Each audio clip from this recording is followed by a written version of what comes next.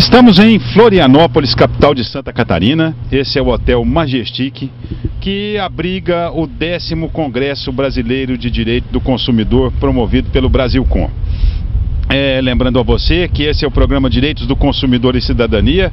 Essa aqui é uma parceria entre o Canal 5 da NET, o Procon de Anápolis e o Brasilcom, Instituto Brasileiro de Política e Direito do Consumidor, que promove esse congresso, que tem por pano de fundo a comemoração dos 20 anos do Código de Defesa do Consumidor.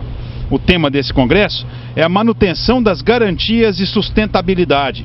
E aqui nós tivemos a oportunidade de interagir com pessoas do Brasil inteiro que vieram discutir, que vieram trazer coisas novas a respeito do direito do consumidor, a respeito das ocorrências relativas ao direito do consumo.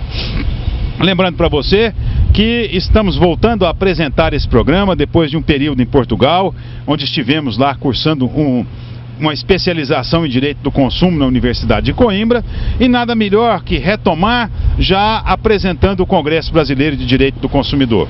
O nosso objetivo é o cumprimento da Política Nacional das Relações de Consumo, que determina ser a informação um direito básico dos consumidores e também um instrumento de formação para consumidores e fornecedores, a fim de que tenhamos harmonia, transparência no consumo, guiado sempre pela boa-fé. No programa de hoje, você vai ter a oportunidade de compartilhar com diversos juristas brasileiros, com algumas expressões do direito do consumidor do Brasil e do mundo, que estiveram aqui no Congresso Brasileiro de Direito do Consumidor e que foram por nós entrevistados. Foi um congresso totalmente rico, foi um congresso maravilhoso, que marcou, além de outras coisas, a substituição no comando do Brasilcom. Sai o Dr. Leonardo Roscoe Bessa, que é promotor de justiça em Brasília, e entra o Dr. Héctor Valverde Santana. Ele que é um goiano, que tem laços com Anápolis, que é juiz em Brasília e que a partir de agora, a partir dessa assembleia realizada no Hotel Majestic em Florianópolis, passa a ser o presidente do Brasilcom. Tudo isso nós traremos para você, sempre nesse objetivo de mostrar as coisas, mostrar como funciona, dar para você esclarecimentos e informações, que vocês, na sua utilização enquanto consumidor e também na sua formação enquanto fornecedor. Ninguém quer um mercado onde haja punição de lado a lado, quer sim um mercado onde haja harmonia, transparência e boa-fé. E nós tivemos a oportunidade de estar com diversas pessoas que estão envolvidas na proteção administrativa dos consumidores, que se dá através do Fundo de Difuso do Ministério da Justiça, que se dá através das Secretarias de Defesa do Consumidor dos estados e dos municípios, e especialmente através dos PROCONs. O Procon de Anápolis, bem sabe você, tem 4 pontos de atendimento, presta um serviço muito relevante à nossa população, mas é bom a gente ter a experiência dos outros PROCONs do país também. E especialmente nós notamos muito destaque lá no Congresso do Brasilcom para os PROCONs do estado de Minas Gerais. Eles estão muito organizados, estão reunidos em um fórum e ricos em ideias também. Nesse bloco você vai ver entrevistas com a professora Lúcia Rego, que é autora sobre o tema no Brasil inteiro, com o nosso amigo Marco Aurélio, que é do PROCON de Congonhas, e com o Dr. César Grazia, que é do PROCON de Juiz de Fora, e que inclusive apresentou uma tese, um tanto quanto polêmica, nesse congresso, relativa à extinção dos bancos de dados. Ele defende que aquilo é inconstitucional.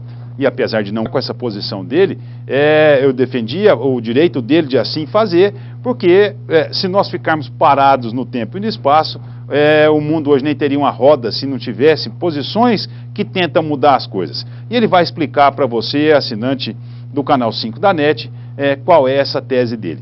No 10º Congresso Brasileiro de Direito do Consumidor, promovido Brasilcom em Florianópolis, temos a honra de ter conosco o Dr. César Grazia, que é do PROCON de Juiz de Fora, Minas Gerais, e que veio aqui, inclusive, defender uma tese independente de uma visão que ele tem, que muitas vezes não é bem compreendida, a respeito dos bancos de dados.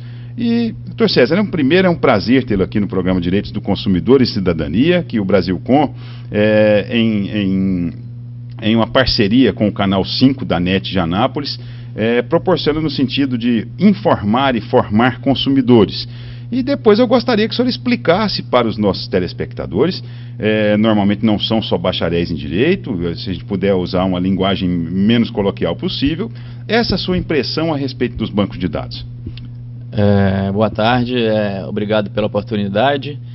Enfim, a tese ora proposta, ela, que num primeiro momento soa até utópica, né, para quem depara com a situação, mas precisamos primeiramente parabenizar os legisladores que debruçaram na causa em relação à aprovação do Código de Defesa do Consumidor como norma de ordem pública, interesse social, enfim, uma das normas mais avançadas aí em nível mundial. Mas existe um artigo inserido nesse contexto do Código de Defesa do Consumidor que, a meu ver, ele contamina o Código de certa forma. É justamente nesse contexto que eu venho discorrer sobre o assunto, e é o artigo 43 que ele dispõe sobre os bancos de dados, os cadastros popularmente conhecidos aí como SPC e Serasa, que na realidade eles exercem, de certa forma, um exercício arbitrário das próprias razões, coisa que é vedado no nosso ordenamento pátrio, né, através do artigo 345 do Código Penal, ao inserir o nome de consumidores nos cadastros, sem oportunizá-los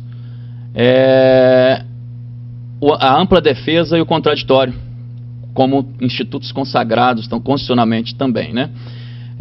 De certa forma que, ao debruçar na causa, aliás, o que me levou a pensar, repensar esse modelo adotado, né, foi justamente ao presidir as audiências no PROCON de Juiz de Fora, pude ali perceber a angústia de consumidores que socorriam do órgão justamente inconformados com a arbitrariedade, inconformados com a imoralidade disseminada por esses fornecedores, com a conivência dos cadastros, enfim, vice-versa, que ao inserir nesse cadastro público, de certa forma, eles estão atestando um óbito civil temporário de consumidores e, ocasionalmente, aí, dificultando acesso a créditos, dificultando acesso, inclusive, a emprego.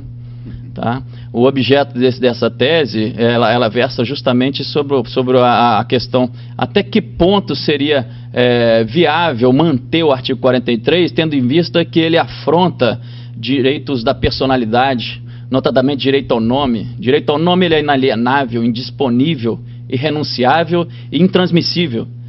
O que significa dizer que nem mesmo o Poder Judiciário, que detém o monopólio jurisdicional, querendo, poderia condenar um consumidor à pena máxima por ocasião da inclusão do seu nome no cadastro de proteção ao crédito. É o que a professora Cláudia Lima Marx, inclusive, chama de morte econômica do cidadão. Ele fica alijado de tudo e na verdade, é uma questão polêmica, mas lhe digo o seguinte... lutar com o direito do consumidor sempre foi um sacerdócio. A gente tem mesmo que acreditar no impossível, de dar murro na ponta da faca até conseguir dobrá-la e sobretudo, acreditar sinceramente nas coisas e tentar fazer com que elas valham. Se o mundo não fosse assim, se nós sempre nos conformássemos com o que tinha acontecido, certamente nós não teríamos o desenvolvimento tecnológico, científico que hoje temos. O Brasil não teria um Código de Defesa do Consumidor tão adiantado como é. E apesar de não concordar expressamente com sua tese, já discutimos isso em off, acho interessante e penso que o senhor deve continuar lutando por ela e certamente mostrando esses argumentos, porque aí, inclusive, nós teremos um componente de antítese aí, que é o poderio econômico das empresas, que não vão aceitar isso com tanta facilidade. Mas se as ideias não forem lançadas, se não forem debatidas, se não forem discutidas, nós estaremos sempre numa situação de retrocesso, que nós não podemos, nós temos que ter avanço sempre. Então eu gostaria de parabenizá-lo por essa iniciativa e dar-lhe forças mesmo para que continue nessa sua cruzada, que é uma cruzada comum a todos nós, que é a de defesa dos consumidores. Muito obrigado. E só reiterando, né, na realidade, alguns fornecedores realmente existem, tem constituído seu CNPJ, tudo correto, tem produto, tem serviço, mas o que mais motivou a debruçar nessa causa, que merece ser abordado aqui, que eu verifiquei que existem empresas que elas não possuem produto nem serviço, mas ela possui um CNPJ, ela está 100% regularizada perante o Estado. Todavia,